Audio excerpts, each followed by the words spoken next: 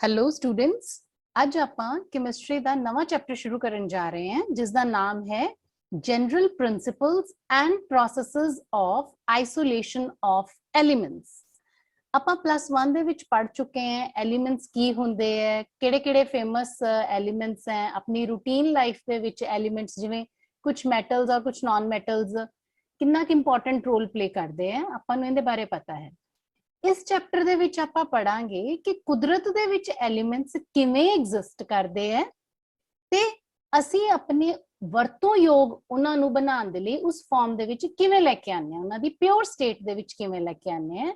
Isolation of elements ਦਾ ਮਤਲਬ ਇਹੀ ਹੈ ਕਿ ਕੁਦਰਤ ਵਿੱਚ ਜਿਵੇਂ ਸੋਡੀਅਮ ਹੈ, ਸੋਡੀਅਮ ਕਲੋਰਾਈਡ ਦੀ ਸ਼ਕਲ ਦੇ ਵਿੱਚ ਸਮੁੰਦਰ ਦੇ ਪਾਣੀ 'ਚ ਘੁਲਿਆ ਹੋਇਆ ਪਿਆ, ਜੇ ਉੱਥੋਂ ਦੀ ਸੋਡੀਅਮ ਅਲੱਗ ਕਰਨਾ ਤਾਂ ਇਸੇ ਤਰੀਕੇ ਨਾਲ ਹੋਰ ਜਿੰਨੇ ਵੀ ਐਲੀਮੈਂਟਸ ਹੈ ਉਹ ਕਿਵੇਂ ਐਕਸਟ੍ਰੈਕਟ ਕੀਤੇ ਜਾਂਦੇ ਹੈ, ਕਿਵੇਂ ਆਈਸੋਲੇਟ ਕੀਤੇ ਜਾਂਦੇ ਹੈ, ਇਸ ਪੂਰੀ ਜਾਣਕਾਰੀ ਨੂੰ ਇਸ ਚੈਪਟਰ 'ਚ ਆਪਾਂ ਪੜਾਂਗੇ।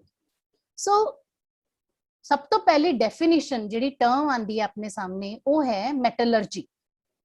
ਇਸ ਟਰਮ ਦਾ ਮਤਲਬ ਕੀ ਹੁੰਦਾ ਹੈ ਕਿ ਪੂਰਾ ਉਹ ਪ੍ਰੋਸੈਸ ਜਿਸ ਦੇ ਰਾਹੀਂ ਅਸੀਂ ਔਰ ਤੋਂ ਮੈਟਲ ਆਬਟੇਨ ਕਰਦੇ हैं ਉਹਨੂੰ ਕਿਹਾ ਜਾਂਦਾ ਹੈ ਮੈਟਲਰਜੀ। ਹੁਣ ਇੱਥੇ ਤੁਹਾਨੂੰ ਇੱਕ ਵਰਡ ਔਰ ਨਹੀਂ ਪਤਾ ਲੱਗਿਆ ਹੋਣਾ, ਆਪਾਂ ਹੁਣੇ ਪੜਾਂਗੇ। ਕੁਦਰਤ ਦੇ ਵਿੱਚ ਐਲੀਮੈਂਟਸ ਕਿਵੇਂ ਅਕਰ ਕਰਦੇ ਹੈ, ਕਿਹੜੇ-ਕਿਹੜੇ ਮੋਡ ਦੇ ਵਿੱਚ ਉਹ ਅਕਰ ਕਰਦੇ ਹੈ। ਦੋ ਸਿਚੁਏਸ਼ਨਸ ਦੇ ਵਿੱਚ ਉਹ ਦੋ ਮੋਡਸ ਦੇ ਵਿੱਚ ਅਕਰ ਕਰਦੇ ਹੈ, ਇੱਕ ਹੈ ਨੇਟਿਵ ਸਟੇਟ, ਦੂਸਰੀ ਹੈ ਕੰਬਾਈਨਡ ਸਟੇਟ। ਨੇਟਿਵ ਸਟੇਟ ਦਾ ਮਤਲਬ ਕੀ ਹੁੰਦਾ ਹੈ ਕਿ ਜਿਹੜੇ ਐਲੀਮੈਂਟ ਬਹੁਤ ਹੀ ਘੱਟ ਰਿਐਕਟਿਵ ਹੁੰਦੇ ਹੈ, ਜਿਨ੍ਹਾਂ ਤੇ ਹਵਾ, ਪਾਣੀ, ਆਕਸੀਜਨ, ਕਾਰਬਨ ਡਾਈਆਕਸਾਈਡ ਇਹਨਾਂ ਨਾਲ ਈਜ਼ੀਲੀ ਰਿਐਕਸ਼ਨ ਨਹੀਂ ਹੁੰਦੇ, ਉਹ ਤਾਂ ਆਪਣੀ ਨੇਟਿਵ ਸਟੇਟ 'ਚ ਹੀ, ਮਤਲਬ ਸਮਝ ਲਓ ਤਕਰੀਬਨ ਓਰੀਜਨਲ ਸਟੇਟ ਦੇ ਵਿੱਚ ਹੀ ਉਹ ਮਿਲ ਜਾਂਦੇ ਹੈ। ਫॉर एग्जांपल ਜੇ ਆਪਾਂ ਨਾਨ ਮੈਟਲਸ ਦੀ ਗੱਲ ਕਰੀਏ ਤਾਂ ਜਿਵੇਂ ਕਾਰਬਨ ਹੈ, ਸਲਫਰ, ਨਾਈਟ੍ਰੋਜਨ, ਜਿਹੜੀਆਂ ਇਹ ਨਾਨ ਮੈਟਲਸ ਹੈ, ਜਾਂ ਆਪਾਂ ਕੁਝ ਹੱਦ ਤੱਕ ਕਹਿ ਸਕਦੇ ਹਾਂ ਕਿ ਮੈਟਲਸ ਵੀ ਹੁੰਦੀਆਂ ਜਿਹੜੀਆਂ ਜਿਵੇਂ ਗੋਲਡ ਹੈ, ਸਿਲਵਰ ਹੈ, ਪਲੈਟੀਨਮ, ਪੈਲੇਡੀਅਮ, ਬਿਸਮਥ। ਇਹਨਾਂ ਤੋਂ ਇਲਾਵਾ ਨੋਬਲ ਗੈਸਸ, ਇਹ ਜਿਹੜੀਆਂ ਚੀਜ਼ਾਂ ਹੈ ਇਹ ਰਿਐਕਟਿਵ ਨਹੀਂ ਹੁੰਦੀਆਂ, ਇਸ ਕਰਕੇ ਇਹ ਆਪਣੀ ਨੇਟਿਵ ਯਾਨੀ ओरिजिनल ਸਟੇਟ ਦੇ ਵਿੱਚ ਵੀ ਸਾਨੂੰ ਮਿਲ ਜਾਂਦੀਆਂ। ਕੰਬਾਈਨਡ ਸਟੇਟ 'ਚ ਵੀ ਮਿਲਦੀਆਂ ਬਟ ओरिजिनल ਸਟੇਟ ਦੇ ਵਿੱਚ ਵੀ ਇਹ ਮਿਲ ਜਾਂਦੀਆਂ। ਜਿਹੜਾ ਦੂਸਰਾ ਮੋਡ ਹੈ ਅਕਰੈਂਸ ਆਫ ਐਲੀਮੈਂਟਸ ਦਾ ਉਹ ਹੈ ਕੰਬਾਈਨਡ ਸਟੇਟ। ਕੰਬਾਈਨਡ ਸਟੇਟ ਦੇ ਵਿੱਚ ਕਿਹੜੇ ਐਲੀਮੈਂਟਸ ਹੁੰਦੇ ਹੈ ਜਿਹੜੇ ਬਹੁਤ ਜ਼ਿਆਦਾ ਰਿਐਕਟਿਵ ਹੈ ਤੇ ਉਹ ਜੇ ਆਪਾਂ ਕਹੀਏ ਕਿ ਉਹ ਆਪਣੀ ਨੇਟਿਵ ਸਟੇਟ ਦੇ ਵਿੱਚ ਉਹ ਤਕਰੀਬਨ ਅਨਸਟੇਬਲ ਹੁੰਦੇ ਹੈ। ਕਿਉਂ? ਉਹਨਾਂ ਦੀ ਟੈਂਡੈਂਸੀ ਹੁੰਦੀ ਹੈ ਕੰਬਾਈਨ ਕਰਨ ਦੀ, ਮੋਇਸਚਰ ਦੇ ਨਾਲ, 에ਅਰ ਦੇ ਨਾਲ, ਆਕਸੀਜਨ, ਕਾਰਬਨ ਡਾਈਆਕਸਾਈਡ, ਇਹਨਾਂ ਸਾਰਿਆਂ ਦੇ ਨਾਲ ਕੰਬਾਈਨ ਕਰਕੇ ਇਹ ਐਲੀਮੈਂਟਸ ਜਿਹੜੇ ਆਪਣੀ ਕੰਬਾਈਨਡ ਫਾਰਮ ਦੇ ਵਿੱਚ ਐਗਜ਼ਿਸਟ ਕਰਦੇ ਆ।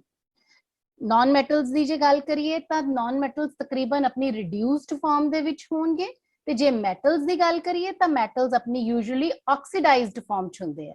ਹੁਣ ਜਿਵੇਂ ਐਲੂਮੀਨੀਅਮ, ਜ਼ਿੰਕ, ਮੈਂਗਨੀਜ਼, ਇਹ ਮੈਟਲਸ ਹੈ, ਇਹਨਾਂ ਦੀਆਂ ਆਕਸੀਡਾਈਜ਼ਡ ਸਟੇਟਸ, ਐਲੂਮੀਨੀਅਮ ਦੀ ਆਕਸੀਡਾਈਜ਼ਡ ਸਟੇਟ ਦੇ ਵਿੱਚ ਜਦੋਂ ਕੰਬਾਈਨ ਕਰਦਾ ਹੈ ਤਾਂ ਅਸੀਂ ਉਹਨੂੰ ਬੌਕਸਾਈਟ, ਕੁਦਰਤ ਦੇ ਵਿੱਚ ਐਲੂਮੀਨੀਅਮ ਸਾਨੂੰ ਬੌਕਸਾਈਟ ਦੀ ਸ਼ਕਲ 'ਚ ਮਿਲਦਾ ਹੈ, ਜ਼ਿੰਕ ਜ਼ਿੰਕਾਈਟ ਦੀ ਸ਼ਕਲ 'ਚ ਮਿਲਦਾ ਹੈ, ਤੇ ਮੈਂਗਨੀਜ਼ ਪਾਇਰੋਲਿਊਸਾਈਟ ਔਰ ਦੇ ਨਾਮ ਦੇ ਨਾਲ ਉਸ ਸ਼ਕਲ 'ਚ ਸਾਨੂੰ ਮਿਲਦਾ ਹੈ। ਇੱਥੇ ਜਾਣਨਾ ਬਹੁਤ ਹੀ ਇੰਟਰਸਟਿੰਗ ਹੋਏਗਾ ਕਿ ਕੁਦਰਤ ਦੇ ਵਿੱਚ ਪੂਰੀ ਧਰਤੀ ਤੇ ਸਭ ਤੋਂ ਵੱਧ ਮੌਜੂਦਗੀ ਕਿਹੜੇ ਐਲੀਮੈਂਟ ਦੀ ਹੈ। Most abundant element is oxygen. ਆਪਣੀ ਪੂਰੀ ਧਰਤੀ ਦੇ ਉੱਤੇ ਇਨਕਲੂਡਿੰਗ ਹਵਾ, ਪਾਣੀ, ਮਿੱਟੀ, ਸਭ ਕਿਤੇ ਮਿਲਾ ਕੇ ਜੇ ਦੇਖਿਆ ਜਾਵੇ ਤਾਂ ਆਕਸੀਜਨ ਸਭ ਤੋਂ ਜ਼ਿਆਦਾ ਮੌਜੂਦ ਐਲੀਮੈਂਟ ਹੈ। इनकी मौजूदगी 49.5% है। Second most abundant element oxygen के बाद दूजे नंबर पे आता है सिलिकॉन। सिलिकॉन की परसेंटेज अबंडेंस है 27.7%।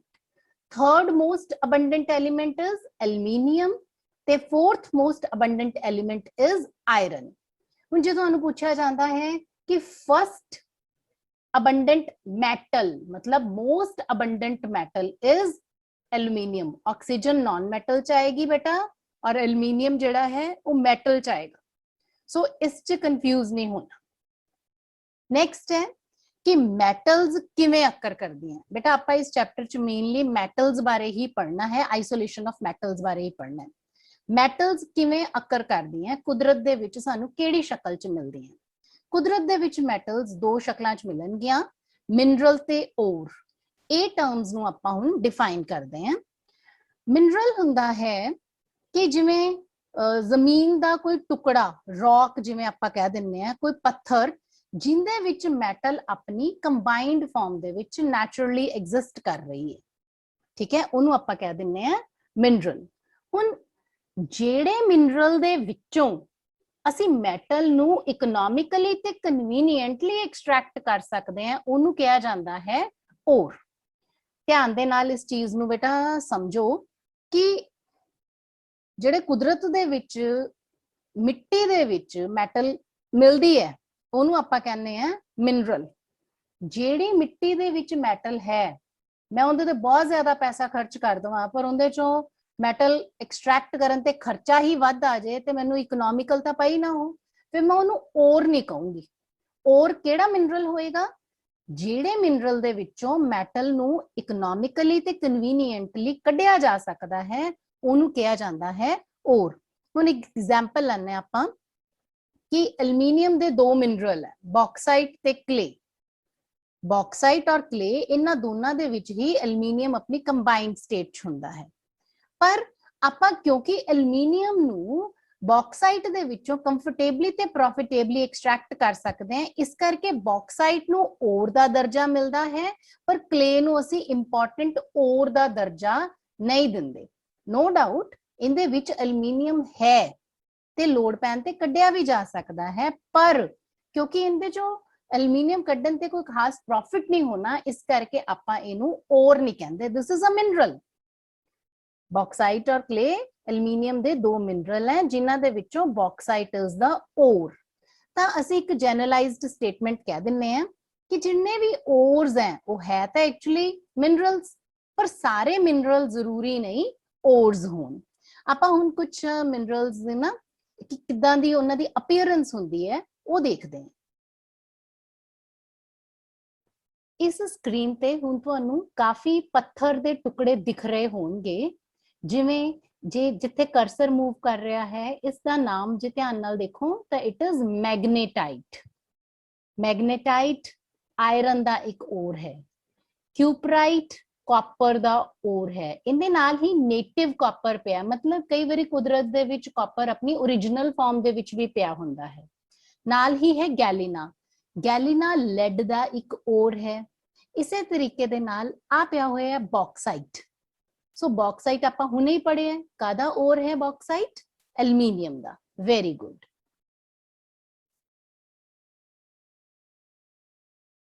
ਜੇ ਇਹਨਾਂ ਨੂੰ ਆਪਾਂ ਹੋਰ ਵੀ ਧਿਆਨ ਦੇ ਨਾਲ ਕਰੀਬ ਤੋਂ ਦੇਖਣਾ ਹੈ ਤਾਂ ਆ ਹੈ ਲਾਲ ਰੰਗ ਦਾ ਜਿਹੜਾ ਪੱਥਰ ਟਾਈਪ ਨਜ਼ਰ ਆ ਰਿਹਾ ਹੈ, ਇਹ ਹੈ ਹੈਮੇਟਾਈਟ, ਆਇਰਨ ਦਾ ਔਰ ਹੈ।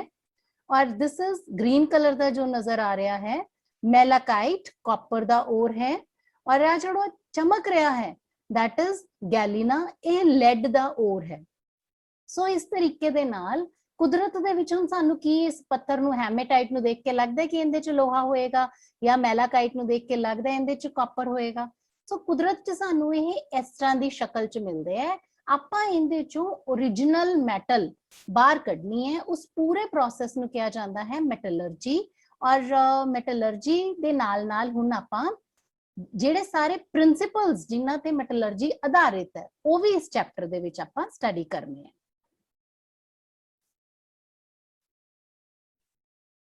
ਸੋ ਮੈਟਲਰਜੀ ਕੀ ਹੁੰਦੀ ਹੈ? ਮੈਟਲ ਨੂੰ ਉਹਦੇ ਔਰ ਤੋਂ ਐਕਸਟ੍ਰੈਕਟ ਕਰਨ ਦੇ ਪੂਰੇ ਪ੍ਰੋਸੈਸ ਨੂੰ ਕਿਹਾ ਜਾਂਦਾ ਹੈ ਮੈਟਲਰਜੀ। ਠੀਕ ਹੈ। ਔਰਸ ਐਕਚੁਅਲੀ ਕਦੇ ਵੀ ਪਿਓਰ ਤਾਂ ਹੁੰਦੇ ਹੀ ਨਹੀਂ। ਔਰ ਦੇ ਵਿੱਚ ਹਮੇਸ਼ਾ ਕੁਝ ਅਰਦੀ ਇੰਪਿਓਰਿਟੀਜ਼ ਜਿਵੇਂ ਧੂਲ, ਮਿੱਟੀ, ਇਹ ਨਾਲ ਉਹਦੇ ਮਿਕਸ ਹੁੰਦਾ ਹੀ ਹੁੰਦਾ ਹੈ। ਤਾਂ ਉਸ ਅਰਦੀ ਇੰਪਿਓਰਿਟੀਜ਼ ਨੂੰ ਆਪਾਂ ਗੈਂਗ ਕਹਿੰਦੇ ਆ, ਜਾਂ ਆਪਾਂ ਕਹਿੰਦੇ ਆ ਮੈਟ੍ਰਿਕਸ। ਮੈਟਲਰਜੀ ਦੇ 4 ਮੇਜਰ ਸਟੈਪਸ ਹੈ। पहला स्टेप है crushing and grinding of ore, दूसरा स्टेप है कंसंट्रेशन ऑफ ओर, तीसरा है एक्सट्रैक्शन ऑफ क्रूड मेटल, ते चौथा है प्योरीफिकेशन ऑफ मेटल। ਹੁਣ ਪਹਿਲੇ ਦੋ ਸਟੈਪ ਆਪਾਂ ਅੱਜ ਇਸ ਵੀਡੀਓ ਦੇ ਵਿੱਚ ਕਰਾਂਗੇ ਔਰ ਅਗਲੇ ਸਟੈਪਸ ਦੇ ਲਈ ਨੈਕਸਟ ਵੀਡੀਓਜ਼ ਬਣਨਗੀਆਂ। So first thing is crushing of ore. ਜਿਵੇਂ ਤੁਸੀਂ ਬੇਟਾ ਪਿਕਚਰ ਦੇ ਵਿੱਚ ਹੁਣੇ ਤੁਹਾਨੂੰ ਪਿਛਲੇ ਪਿਕ ਦੇ ਵਿੱਚ ਦਿਖਾਇਆ ਸੀ ਕਿ ਓਰ ਜਿਹੜਾ ਹੈ ਉਹ ਹਿਊਜ ਲੰਪਸ ਬੜੇ ਬੜੇ ਟੁਕੜਿਆਂ ਦੀ ਸ਼ਕਲ 'ਚ ਐਗਜ਼ਿਸਟ ਕਰਦਾ ਹੈ। ਪਹਿਲਾਂ ਉਹਨਾਂ ਟੁਕੜਿਆਂ ਨੂੰ ਤੋੜਿਆ ਜਾਂਦਾ ਹੈ with the help of crusher ਜਾਂ ਗ੍ਰਾਈਂਡਰ। ਠੀਕ ਹੈ, ਜਿਹੜੇ ਉਹ ਛੋਟੇ ਛੋਟੇ ਟੁਕੜੇ ਬਣ ਗਏ ਉਹਨਾਂ ਦਾ ਫਾਈਨ ਪਾਊਡਰ ਬਣਾਇਆ ਜਾਏਗਾ ਵਿਦ ਦੀ ਹੈਲਪ ਆਫ ਬॉल ਮਿਲ ਜਾਂ ਸਟੈਂਪ ਮਿਲ ਕਹਿੰਦੇ ਹਨ। और इस पूरे प्रोसेस में किया जाता है पल्वराइजेशन। सो बहुत इंपॉर्टेंट क्वेश्चन है, पूछा जाता है डिफाइन पल्वराइजेशन। पल्वराइजेशन का मतलब है कि और जिहड़ा natural form they which exist कर रहा है उन्हों असी फाइन पाउडर च कन्वर्ट करना है। So that complete process is known as pulverisation.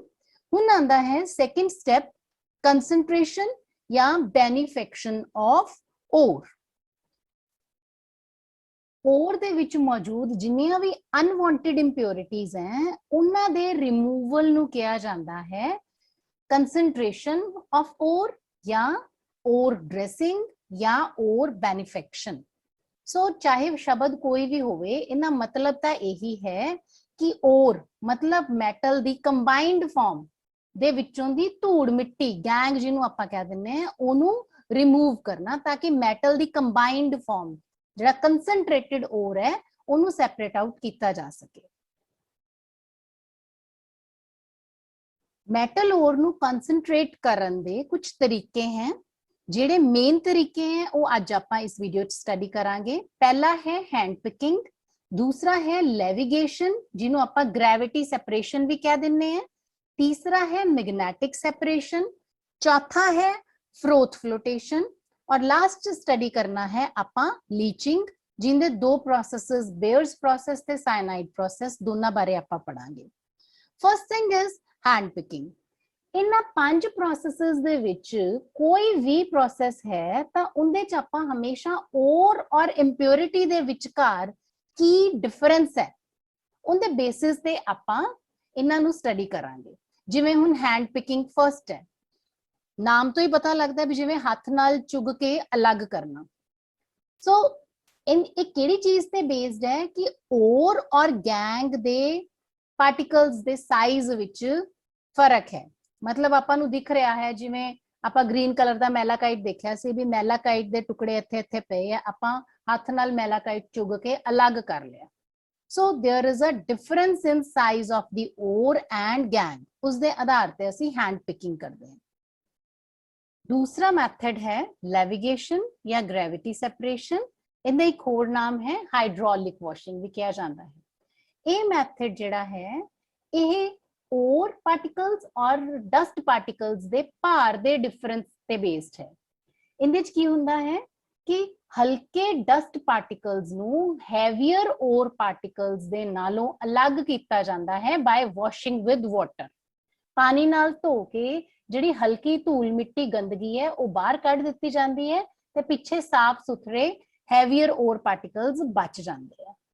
दो जिहड़े कॉमन मैथड इस्तेमाल किए जाते हैं ओर्स नूं बल्क दे विच वॉश करन दे लई, वो मैथड है Wilfley washing and hydraulic washing. Wilfley washing जिहड़ी है पर्टिकुलरली नेटिव गोल्ड ओर दी वॉशिंग दे लई इस्तेमाल की जाती है या होर महंगिया मैटल ओर्स दे हाइड्रोलिक वॉशिंग दे लई इस्तेमाल की जाती है।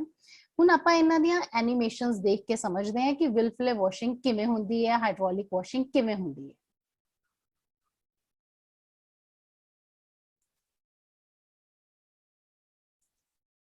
हुण इस एनीमेशन दे विच तुहानूं दिखाया गया है कि इत्थे एक बहुत वड्डे हॉपर दे विच ओर नूं क्रश करके उथों दी ओर क्रश्ड ओर जिहड़ा है वो इत्थे एक वेजिज वाले प्लेटफॉर्म दे, वेजिज मीन्स जिद्दां ये ट्रायंगुलर उभार च बने हुए हैं, वेजिज वाले प्लेटफॉर्म दे उत्ते ओर क्रश कीती हुई फॉर्म दे उत्ते इस हॉपर चों गिराया जाता है।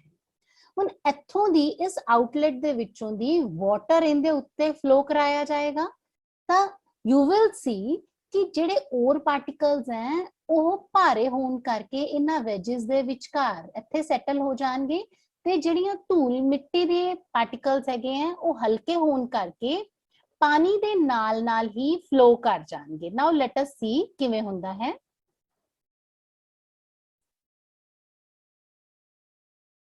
Now you can see कि water with lighter gang particles ਜਿਹੜਾ ਹੈ ਉਹ move ਕਰ ਰਿਹਾ ਹੈ, ਔਰ ਜਿਹੜੇ heavier ore particles हैं ਉਹ ਇੱਥੇ wedges ਦੇ ਵਿਚਕਾਰ ਇੱਥੇ settle down ਹੋ ਜਾਂਦੇ हैं। ਇਹ setup ਜਿਹੜਾ ਇੱਥੇ ਤੁਸੀਂ ਦੇਖ ਰਹੇ ਹੋ, ਇਸ setup ਨੂੰ ਕਿਹਾ ਜਾਂਦਾ ਹੈ Wilfley table। ਜਿਹੜਾ Wilfley table ਹੈ ਇਹ Wilfley washing ਦੇ ਲਈ ਇਸਤੇਮਾਲ ਕੀਤਾ ਜਾਂਦਾ ਹੈ। ਇਸ table ਦਾ ਜਿਹੜਾ top ਹੈ ਉਹ ਕੁਝ ਸਲਾਂਟਿੰਗ ਹੁੰਦਾ ਹੈ, ਕੁਝ ਐਂਗਲ ਤੇ ਟੇਢਾ ਕੀਤਾ ਹੁੰਦਾ ਹੈ, ਔਰ ਆ ਜਿਹੜੀ ਜਗ੍ਹਾ ਦੇਖ ਰਹੇ ਹੋ ਇੱਥੇ ਓਰ ਪਾਰਟੀਕਲਸ ਜਿਹੜੇ ਹੈ ਉਹ ਕਲੈਕਟ ਹੁੰਦੇ ਹੈ। ਲੱਕੜ ਦੇ ਬਣੇ ਹੋਏ ਇਸ ਟੇਬਲ ਦੇ ਉੱਤੇ ਕੁਝ ਸ਼ੀਟਸ, ਵੁਡਨ ਸਟ੍ਰਿਪਸ ਲੱਗੀਆਂ ਹੁੰਦੀਆਂ ਹੈ, ਜਿਨ੍ਹਾਂ ਨੂੰ ਰਿਫਲਸ ਵੀ ਕਿਹਾ ਜਾਂਦਾ ਹੈ।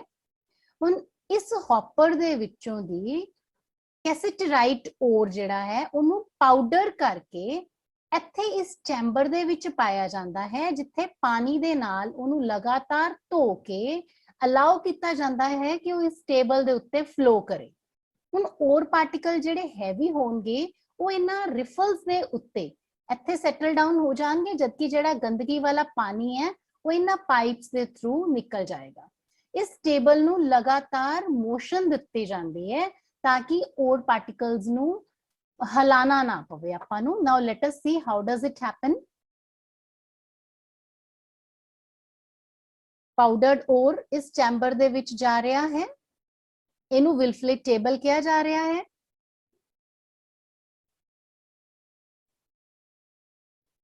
फाइन पाउडर्ड ओर है, वॉशिंग हो रही है, गंदगी ते ओर देख रहे हो तुसी। हुण इत्थे की होएगा कि लाइटर गैंग पार्टिकल्स जेड़े है हल्के, जेड़ा पानी जेड़ा निकल रहा है वो हल्के गैंग पार्टिकल्स ता पानी दे नाल गंदगी गंदे पानी दी शक्ल दे विच they are removed away, but जेड़े हैवियर ओर पार्टिकल है वो पिछे रह जाएंगे। ਜਿਹੜੇ ਹੋਰ ਪਾਰਟੀਕਲ ਇਸ ਪਾਣੀ ਦੇ ਨਾਲ ਆ ਜਾਂਦੇ ਹੈ ਉਹ ਇਹਨਾਂ ਸਟ੍ਰਿਪਸ ਦੇ ਵਿੱਚ ਅਟਕ ਜਾਣਗੇ ਭਾਰੇ ਹੋਣ ਕਰਕੇ।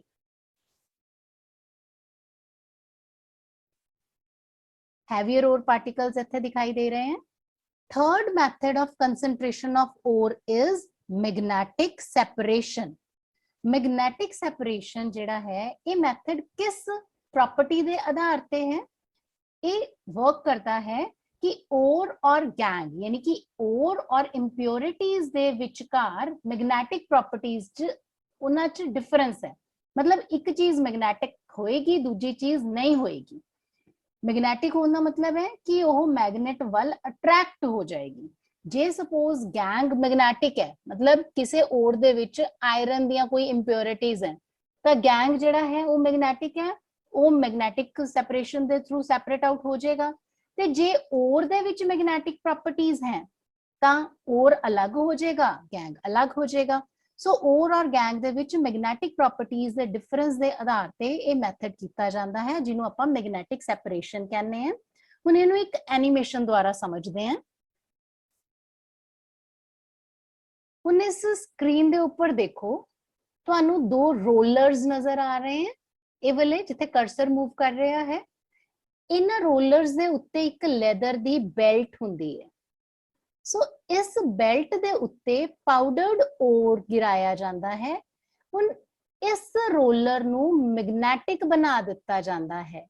ਜਿਹੜੀ ਵੀ ਚੀਜ਼ ਓਰ ਜਾਂ ਗੈਂਗ ਦੇ ਵਿੱਚੋਂ ਜਿਹੜੀ ਵੀ ਚੀਜ਼ ਮੈਗਨੈਟਿਕ ਹੋਏਗੀ ਉਹ ਇਸ ਵਾਲੇ ਜਾਰ ਦੇ ਵਿੱਚ ਕਲੈਕਟ ਹੋ ਜਾਏਗੀ, ਔਰ ਜਿਹੜੀ ਨॉन मैग्नेटिक होएगी वो इस वाले जार दे विच कलेक्ट हो जाएगी। लेट अस नाउ सी किवें होएगा ये।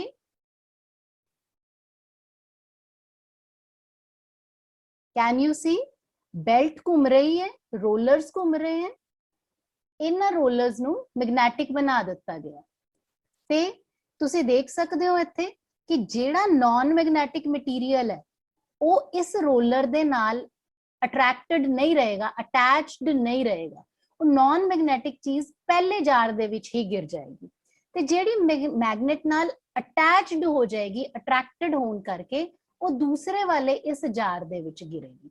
सो मैग्नेटिक मटीरियल एक बर्तन च आ जाएगा और नॉन मैग्नेटिक मटीरियल जिहड़ा है वो दूसरे जार दे विच आ जाएगा। नेक्स्ट मैथड है froth flotation process. Froth flotation process जिहड़ा है ये बेस्ड है कि ओर और गैंग दियां waiting properties they which difference हुंदा है। वेटिंग प्रॉपर्टीज दा मतलब की होया कि कई बारी ओर जिहड़ा है वो ऑयल दे नाल वेट हुंदा है और जिहड़ियां गैंग इंप्योरिटीज हैगियां वो वाटर दे नाल वेट हुंदियां। सो आपां ऑयल और वाटर दे नाल केड़ी चीज वेट होएगी इस आधार ते जिहड़े प्रोसेस नू कंसंट्रेशन ऑफ ओर दे लई इस्तेमाल करते हैं उस प्रोसेस का नाम है फ्रोथ फ्लोटेशन प्रोसेस। और इस प्रोसेस नू आम तौर पे आपां सल्फाइड ओर्स वास्ते वरतदे हैं। For example galena lead sulphide है, जिंक ब्लेंड जिंक सल्फाइड है, कॉपर पायराइट्स जिहड़ा है CuFs FeS2 एक कॉपर दा सल्फाइड है। सो आपां इनदी एक एनीमेशन दे थ्रू पहला वर्किंग समझते हैं भी किवें हुंदा है। हुण तुसी इस सेटअप दे विच तुसी देख सकते हो कि आह एक कंटेनर दे विच पाउडर्ड ओर सल्फाइड ओर इत्थे गिराया जा रहा है ते इंदे विच पाइन ऑयल या कोई भी होर सस्ता ऑयल लिता जा सकता है, ओनू इत्थे ऐड किया जाता है ते नाल पाया जाता है इंदे च वाटर। और इस पैडल दे थ्रू सारा सोल्यूशन मिक्स किया जाता है ते नाल दी नाल इंदे विचों दी कंप्रेस्ड एयर इत्थे पंप इन की जाती है। इस पूरे मटीरियल नू एजिटेट किया जाता है ताकि झग बन सके।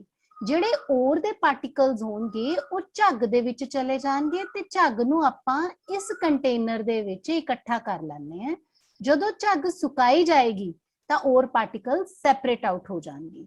Now let us see how does it work. हुण इत्थे पाइन ऑयल पाया होया दिखाया है। इस कंटेनर दे विच झग नू स्टेबलाइज करन लई सोडियम इथाइल ज़ैंथेट पा दिता जाता है। एज यू कैन सी झग बन गई है, झग दे पार्टिकल्स इधर आ गए ते जिहड़ियां भी गंदगी वालियां मतलब गैंग जिहड़ा भी है इंप्योरिटीज हैं they will be settle down at bottom और फ्रोथ इधर सेटल हो जाएगी। इस डायग्राम दे विच आपां फ्रोथ फ्लोटेशन प्रोसेस नू होर भी अच्छे तरीके नाल समझ सकते हैं। एज यू कैन सी एक कंटेनर दे विच पाउडर्ड ओर ऑयल ते वाटर इन्हां तिन्नां दा मिक्सचर इस कंटेनर दे विच पा दिता जाता है। इस कंटेनर दे विच एक रोटेटिंग पैडल है जिन्हें सारे मिक्सचर नू हिलाना है। प्लस इत्थों एक कंपार्टमेंट दे विचों दी एयर गशन की जाती है इस चैनल दे थ्रू। जदों हॉट कंप्रेस्ड एयर पास की जाती है तां झग उपर वाल नू उठदी है। झग दे विच ओर पार्टिकल्स होणगे तां ओर पार्टिकल्स नू उपरों दी झग नू स्कूप ऑफ कर लिता जाता है ते जिहड़ी इंप्योरिटीज है जिन्नी भी गंदगी है गैंग है वो इत्थे नीचे इस वाटर और ऑयल दे मिक्सचर दे विच इत्थे नीचे गंदगी इज लेफ्ट बिहाइंड। इस प्रोसेस नू मेनली सल्फाइड ओर्स दे लई कैरी किया जाता है। हुण आपां इस प्रोसेस दे विच कुछ डिप्रेसेंट वरते जाते हैं वो समझने हैं कि उन्हां दा की रोल हुंदा है।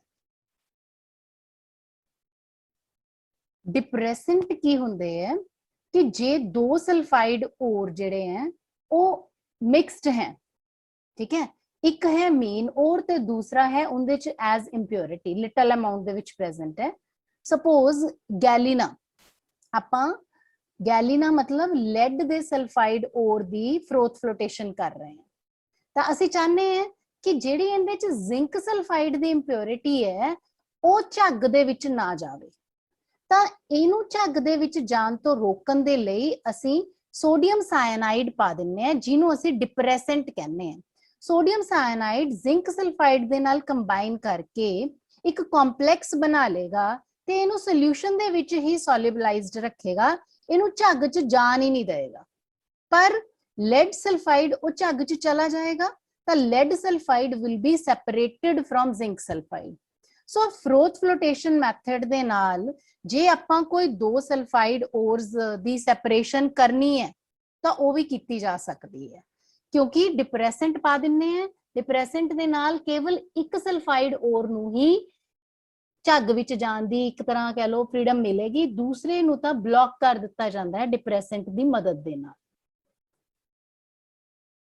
Next method of concentration of ore is leaching, या इनू आपां कैमिकल मैथड भी कह दिंने आ सैपरेशन दे लई।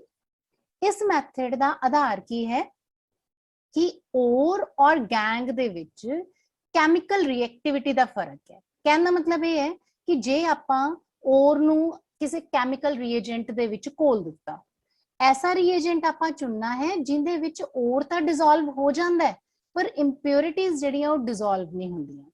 ये मोस्ट सूटेबल हुंदा है एल्यूमीनियम, सिल्वर, गोल्ड इन्हां दे लई। हुण आपां पहला प्रोसेस जिहड़ा इहदे च करना है वो एल्यूमीनियम दे लई है ते इनू आपां बेयर्स प्रोसेस दे नाम नाल जानदे हैं। बेयर प्रोसेस जो है यह डिफाइन किया जाता है the method used for leaching of alumina from bauxite. आपां बॉक्साइट और ले लैंदे हैं, Al2O3 वाटर दे नाल कंबाइंड है, इनदे विच आपां सोडियम हाइड्रोक्साइड पा दिंने हैं एक्वस सोल्यूशन, पानी च घोल के सोडियम हाइड्रोक्साइड पा दिंने हैं। बॉक्साइट दे विचों Al2O3 जिहड़ा है वो सोडियम हाइड्रोक्साइड च घुल जाएगा और घुल के सोडियम एल्यूमिनेट बनाएगा, पर जिहड़ियां इंप्योरिटीज हैं वो सोडियम हाइड्रोक्साइड च नहीं घुलणगियां। जिहड़ा अपने कोले सोडियम एल्यूमिनेट बनिया उनदे विचों आपां कार्बन डाइऑक्साइड पास कर दिंने हैं। जो कार्बन डाइऑक्साइड पास करांगे तो अपने कोले इत्थे एल्यूमीना आ जाएगा हाइड्रेटेड फॉर्म दे विच। इस एल्यूमीना नू जे आपां 1470 केल्विन तक गर्म कर दिंने हैं तो वाटर जिहड़ा है वो इवेपोरेट हो जाएगा ते अपने कोले प्योर एल्यूमीना इत्थे ऑब्टेन हो जाएगा। इसे तरीके नाल एक होर मैथड है जिहड़ा आपां गोल्ड और सिल्वर दे लई इस्तेमाल। इस मैथड का नाम है मैकआर्थर फॉरेस्ट साइनाइड प्रोसेस। सो इनू आपां पॉपुलरली साइनाइड प्रोसेस भी बुला सकते हैं। ये लीचिंग ऑफ गोल्ड और सिल्वर दे लई इस्तेमाल किया जाता है। ये किस चीज पे आधारित है? बिल्कुल उसी तरीके नाल कि जिहड़ी मेटल है वो केमिकल रिएजेंट दे विच सॉल्युबलाइज हो जाएगी पर इंप्योरिटीज नहीं होणगियां। मेटल या मेटल दा ओर, let us now consider first metal. suppose इत्थे गोल्ड या सिल्वर है, आपां KCN सॉल्यूशन ले लिया, बहुत ही डाइल्यूट लेना है, 0.5% लेना है। साइनाइड, आयन और पानी इन्हां दे नाल एयर भी इस सॉल्यूशन दे विचों बबल इन कीती जांदी है। रिएक्शन की होएगी कि मेटल जिहड़ा है अपने साइनाइड दी फॉर्म दे विच एक कॉम्प्लेक्स बना लेगा ते ये जिहड़ा कॉम्प्लेक्स है यह इस साइनाइड सॉल्यूशन दे विच डिसॉल्व हो जाएगा पर इंप्योरिटीज नहीं होणगियां। जिहड़ा मेटल दा साइनाइड कंप्लेक्स फॉर्म दे विच बनिया है उहनूं आपां जिंक पा के सिंपल डिस्प्लेसमेंट रिएक्शन दे थ्रू मेटल ऑब्टेन कर लेना। जिंक ने इस मेटल दी थां ले लेनी है, मतलब जिंक कंप्लेक्स बना लेगा साइनाइड दे नाल ते मेटल जिहड़ी है बाहर सॉल्यूशन दे विच सॉलिड फॉर्म दे विच ऑब्टेन हो जाएगी। सो आई होप बेटा तुहानू मेटलर्जी दे पहले लेक्चर दे विच कंसंट्रेशन ऑफ ओर दे सारे मैथड्स चंगी तरह समझ आ गए होणगे। नोट्स तुसी डिस्क्रिप्शन बॉक्स चों ले सकदे हो। Thank you very much. Like, share, subscribe and click the bell icon for more updates.